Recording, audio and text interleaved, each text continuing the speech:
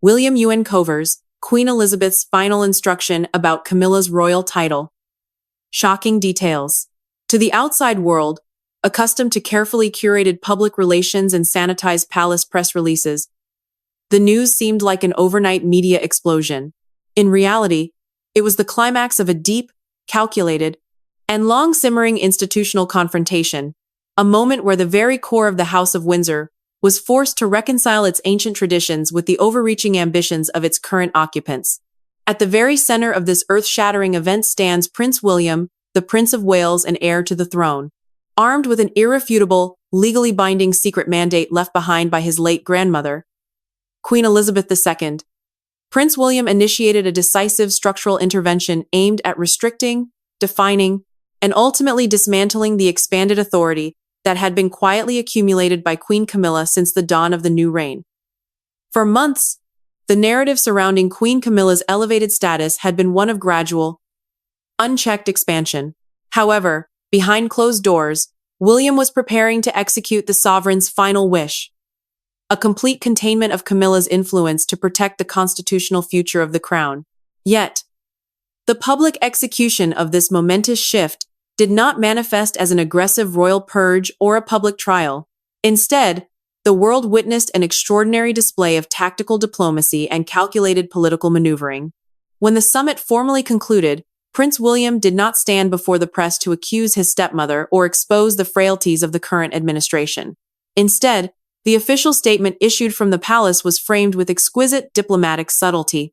The Prince of Wales announced a comprehensive administrative reorganization of royal duties and official schedules, a modernization process designed, as the public was told, to better align with the evolving institutional structure of the modern monarchy and accommodate the refined operational scope of Queen Camilla.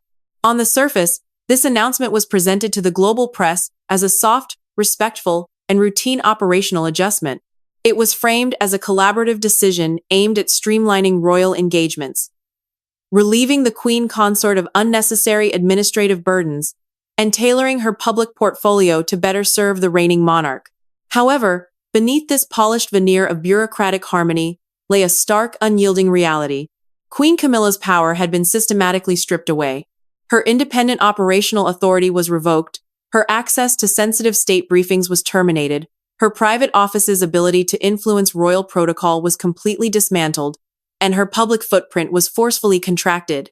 What the public perceived as a gentle administrative update was, in truth, a total institutional surrender, a stripping of power disguised as a modernizing gesture of goodwill. This masterclass in narrative control was not an accidental byproduct of palace politics. It was the direct result of an intense, desperate plea from King Charles III himself. In the tense days leading up to the formal assembly of the Royal Council, King Charles, a sovereign who regards personal honor, institutional dignity, and his historic legacy as matters of life and death, found himself backed into an excruciating corner. The king was forced to confront the painful reality that his own actions had triggered this crisis. Upon ascending the throne, driven by a decades-long devotion to the woman he had fought so hard to elevate, Charles had unilaterally expanded Camilla's royal prerogatives. He had granted her private office unprecedented oversight over royal ceremonies, allowed her team to influence official schedules, and elevated her personal family members within the public space of the court. Charles had calculated that his supreme status as monarch would shield these changes from internal opposition. He had desperately misjudged the institutional memory and deep-seated resilience of the House of Windsor. He had never anticipated that a formidable front of internal resistance would form against him, a front led not only by his resolute son and heir, Prince William, and his famously disciplined sister, Princess Anne, but most shockingly, by his venerable elder cousin, Prince Edward, the Duke of Kent. As the reality of Queen Elizabeth II's binding final instructions became undeniable, King Charles realized that open defiance against his late mother's directive would irrevocably damage the crown and shatter the royal family's public standing. Devastated by the prospect of his beloved wife being subjected to public humiliation, and terrified that his own administrative misjudgments would be exposed to a critical world, Charles did something unprecedented for a reigning monarch. He humbled himself before his eldest son. In a series of agonizing, private negotiations, The king earnestly requested and ultimately begged Prince William to soften the blow. Charles implored William to hide the true, primary origin of the decree from the public eye. He begged that the formal instructions of the late Queen Elizabeth II be erased from the official press releases, and that the reduction of Camilla's scope be framed merely as a routine operational restructuring rather than a stern, post-mortem monarchical reprimand. For Charles, a man whose entire life had been defined by a relentless quest to secure Camilla's place at the pinnacle of British society, the public revelation that Queen Elizabeth II had specifically acted to limit Camilla's power would be an intolerable humiliation. It would permanently stain Camilla's legacy as a queen consort who had to be restrained by the nation's longest reigning sovereign, while simultaneously exposing Charles as a king who had failed to maintain the sacred boundaries of his own court. This desperate act of concessions revealed a rare, vulnerable flaw in King Charles III. A monarch willing to swallow his kingly pride and yield institutional ground to his heir, simply to salvage the dignity of the woman he loved, and protect his own fragile reign from catastrophic internal division. Prince William, acting as a cold, pragmatic custodian of the monarchy's long-term survival, carefully weighed his father's desperate plea. William recognized the catastrophic damage that an unfiltered, public war over Queen Elizabeth's final directive could inflict upon the institution during a sensitive transitional era. Understanding the necessity of preserving the monarchy's public dignity, William agreed to the king's terms regarding external secrecy. The public and the press would be fed a sanitized, peaceful narrative of modernizing adjustments, keeping the raw, unedited truth of the late Queen's stern reprimands safely behind palace doors. However, Prince William's compromise came with an absolute, non-negotiable condition. While the external world would be spared the shocking details, there would be zero deception, zero compromise, and zero leniency within the walls of Buckingham Palace. The full scope of Queen Elizabeth II's final instructions, along with her explicit reprimands regarding recent breaches of protocol, would be executed with absolute rigor. Every senior working royal, every member of the Royal Council, and the key officials of the royal household would be fully briefed on the true origin and binding nature of these restrictions.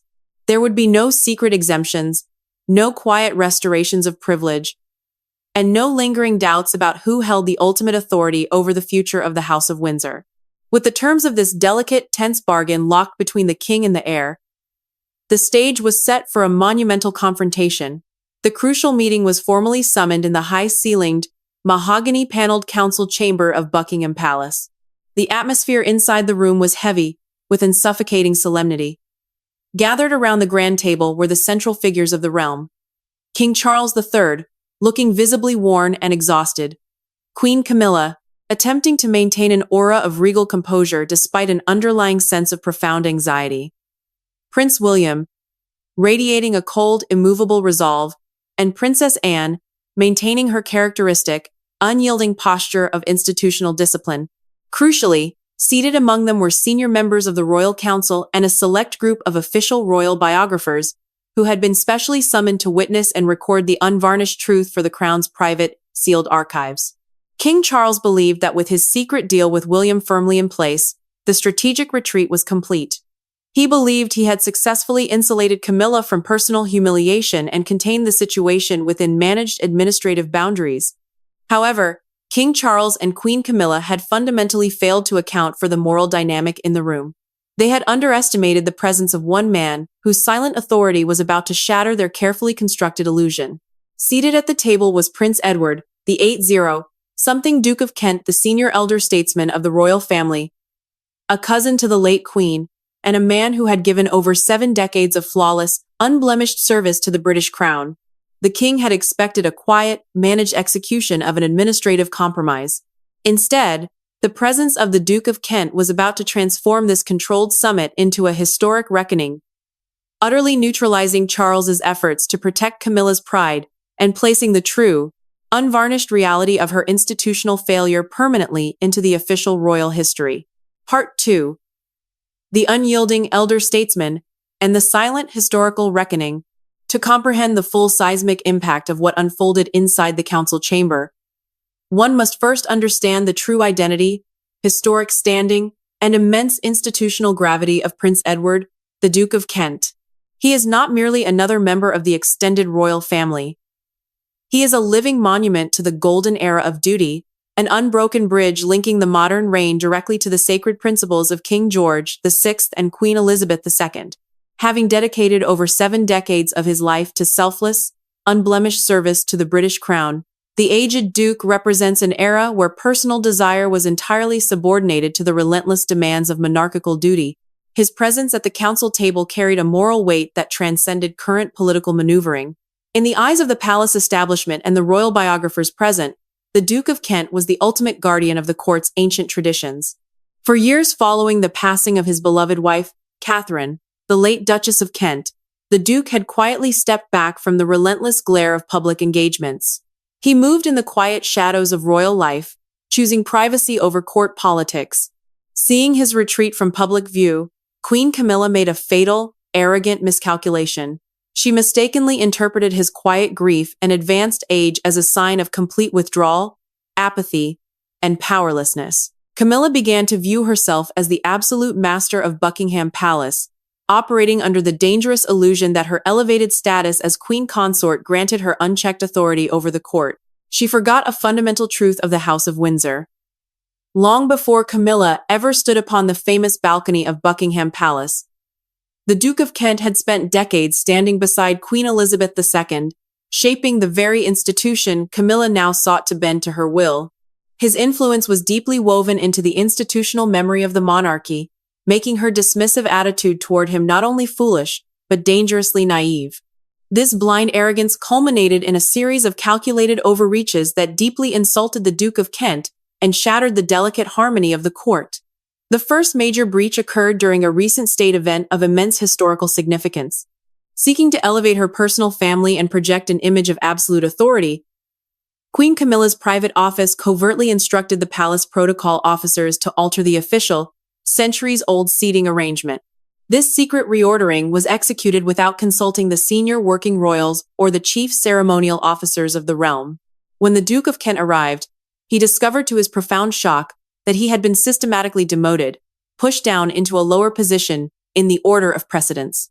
In his place, seated in the prominent position of honor directly beside King Charles III and ahead of veteran royal dukes, was Tom Parker Bowles, the Queen's non-titled son from her previous marriage.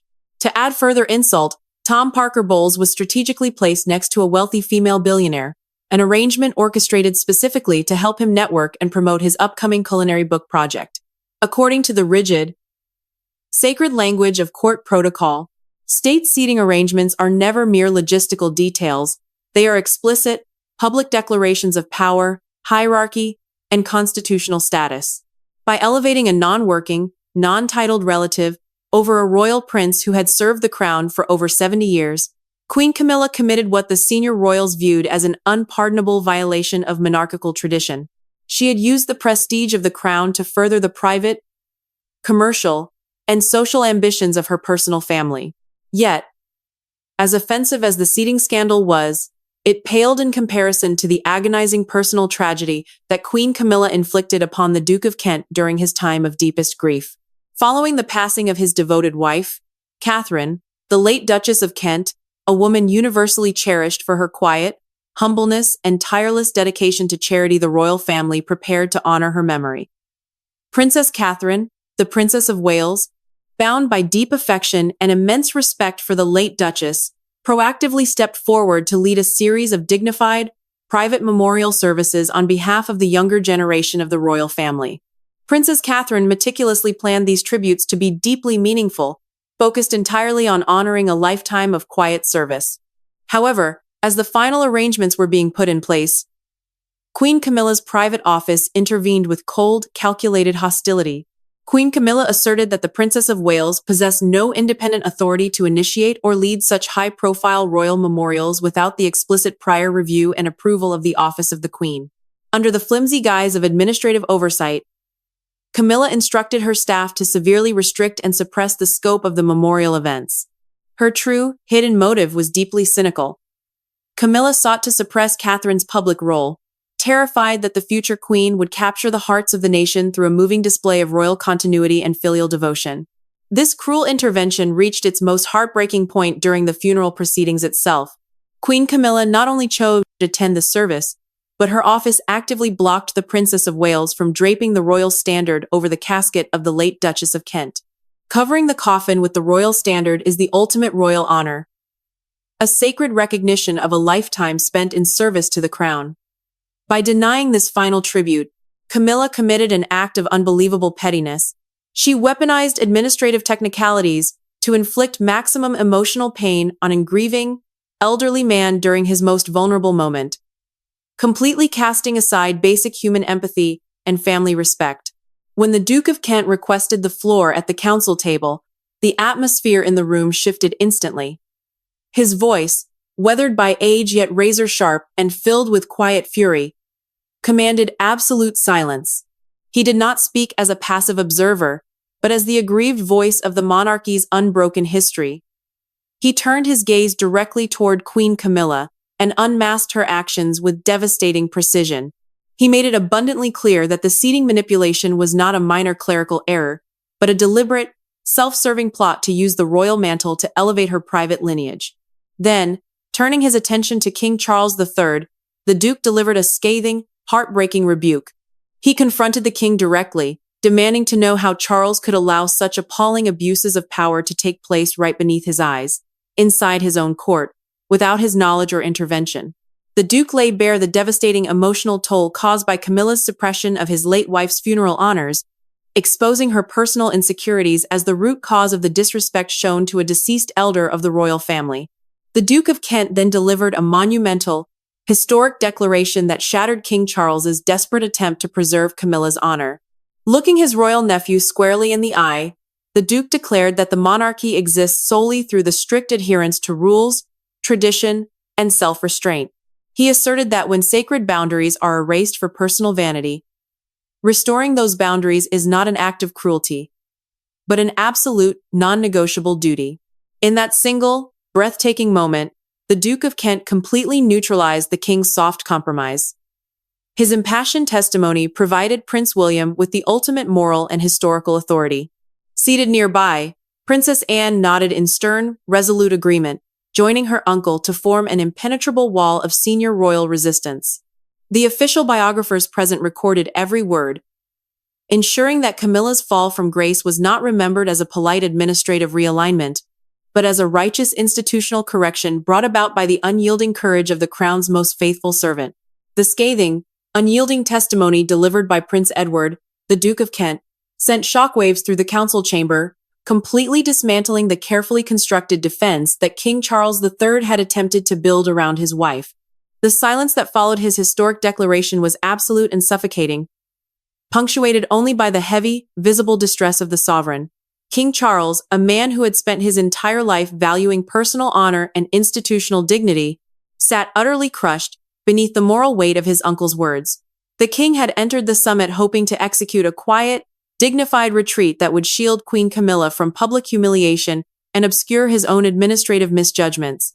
Instead, he was forced to witness the total exposure of the appalling abuses that had taken place directly beneath his eyes within his own royal household. Sitting beside the king, Queen Camilla experienced a complete and devastating fall from grace. The formidable, arrogant demeanor she had cultivated since ascending to the role of queen consort evaporated instantly, confronted with the meticulous, indisputable evidence presented by the Duke of Kent regarding the altered seating protocol and the cruel suppression of the late Duchess of Kent's funeral honors. Camilla was left entirely speechless. She sat in stunned, frozen silence, unable to utter a single word of justification or defense. The official royal biographers seated at the table, summoned to document the unvarnished truth for the sealed archives of the crown, recorded every detail of her visible defeat. Her long-standing effort to present herself as an indispensable, benevolent matriarch of the modern monarchy was irrevocably shattered in the presence of the realm's most senior statesman. For King Charles, the agony of the moment was twofold. He felt the profound shame of being publicly reprimanded by his venerable elder cousin, a royal prince who had served Queen Elizabeth II with distinction for over 7 decades. At the same time, the king suffered the deep personal tragedy of realizing that his desperate attempts to protect Camilla had failed entirely. The soft compromise he had negotiated with Prince William, to frame the reduction of Camilla's authority as a routine, modernizing administrative adjustment, had been rendered completely meaningless inside the palace walls. While the external press would still receive a sanitized narrative to protect the public standing of the institution, the internal reality was now undeniable to every senior royal and official present. Queen Camilla was being formally disciplined, stripped of her overreaching power, and forced into total submission. The crushing defeat was further solidified by the resolute posture of Princess Anne, who sat beside Prince William. As the Duke of Kent concluded his powerful rebuke, Princess Anne nodded her head in firm, grim agreement, signaling the total alignment of the senior generation with the heir to the throne. This united front created an impenetrable wall of institutional resistance. King Charles, realizing that any further attempt to defend Camilla would provoke a catastrophic constitutional crisis and permanently sever his relationship with his family, bowed his head in quiet acceptance. The sovereign who had fought for decades to elevate the woman he loved was ultimately forced to sign the very administrative decrees that would permanently restrict her influence, sealing her complete defeat within the history of the House of Windsor.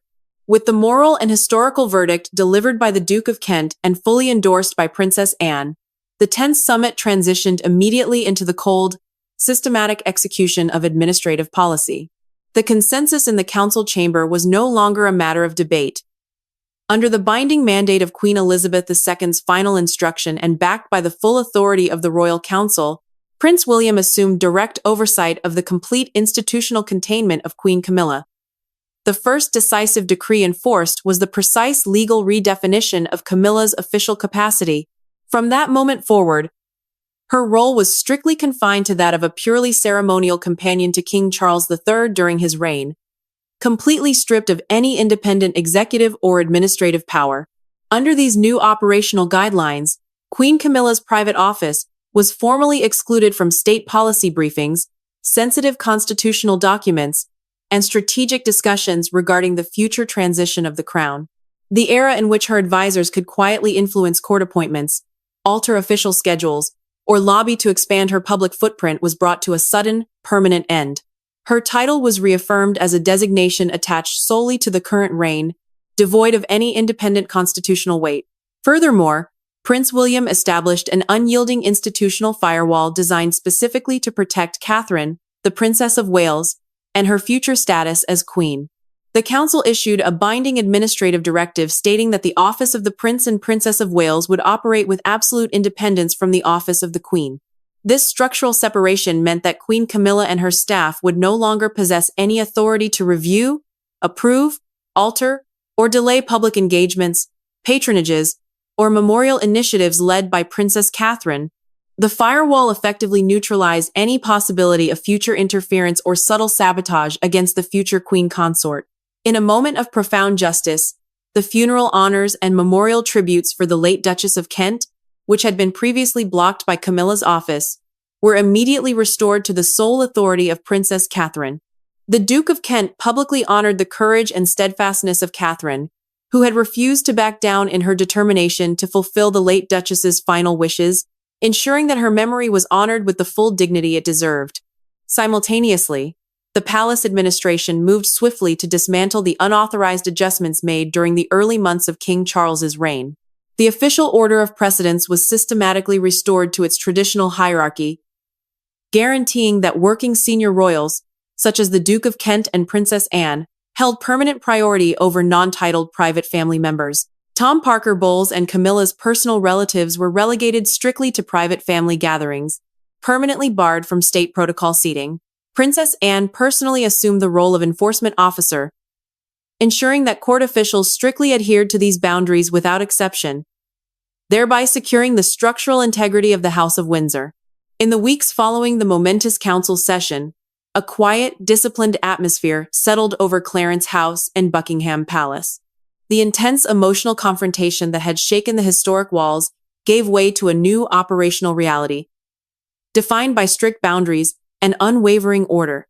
The heavy mahogany doors had closed on the fierce debate, but the invisible lines drawn during that decisive meeting began to govern every interaction within the royal household.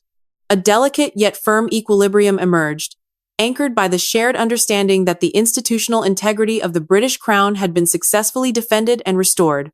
In a private moment following the formal adjournment of the council, King Charles III and Prince William met alone, away from the watchful eyes of advisors and court officials.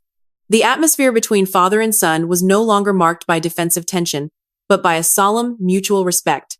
King Charles, having fully absorbed the moral weight of his mother's final instruction and the heartbreaking testimony of his uncle, accepted that the restrictions placed upon Queen Camilla were both necessary and irreversible. The king recognized that his heir had not acted out of personal malice or generational hostility, but out of a profound, sacred duty to protect the long-term survival of the monarchy. For his part, Prince William demonstrated deep empathy toward his father. He acknowledged the personal pain the king felt in seeing the woman he loved subjected to strict institutional containment.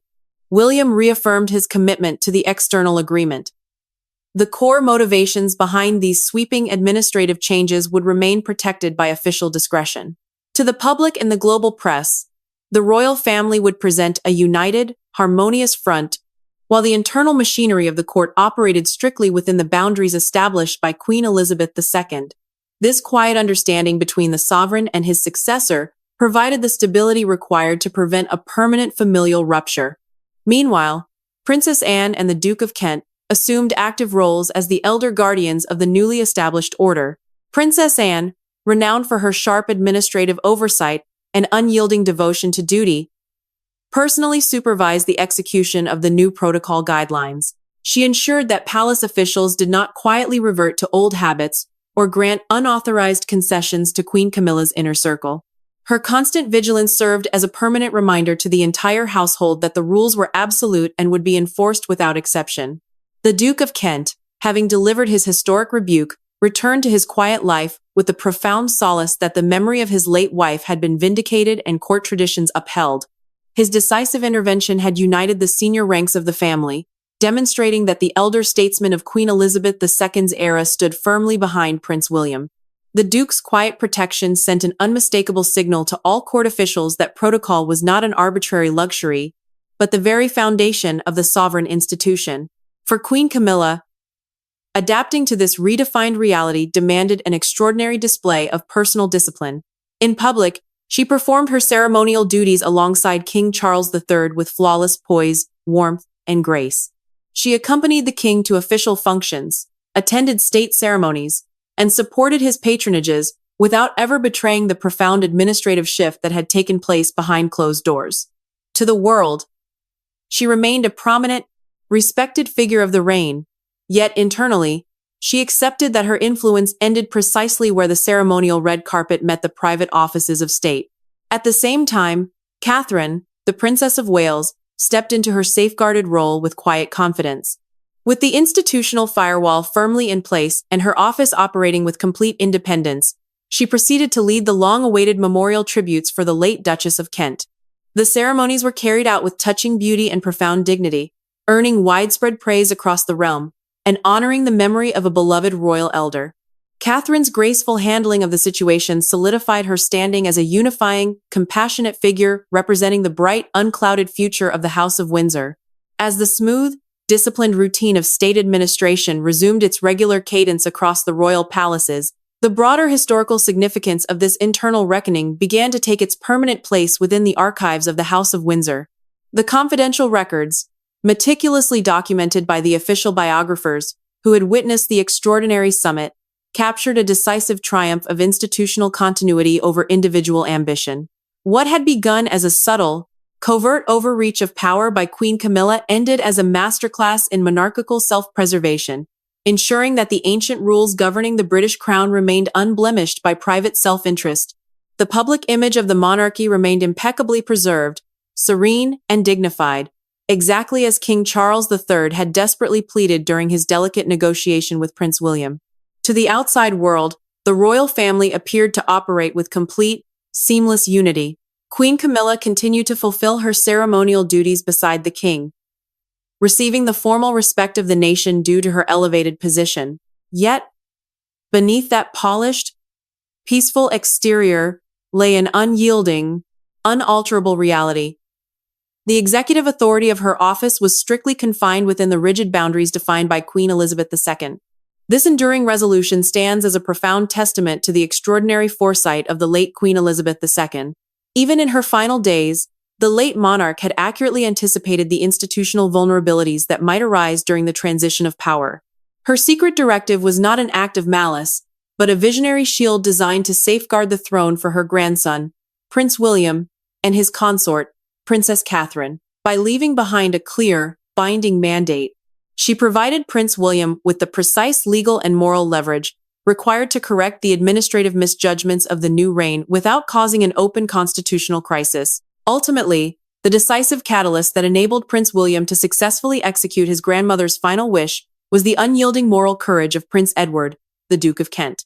By stepping forward at the critical moment, the elderly Duke transformed what could have been dismissed as a generational power struggle into a solemn, non-negotiable duty to restore historical truth. His fearless willingness to confront King Charles III and expose the abuses committed by Queen Camilla broke the deadlock, leaving the king with no choice but to yield to the supreme authority of tradition. Through the combined resolve of the late Queen's final instruction, the strategic pragmatism of Prince William, the vigilant oversight of Princess Anne, and the moral authority of the Duke of Kent, the House of Windsor successfully navigated one of the most dangerous internal crises of the modern era.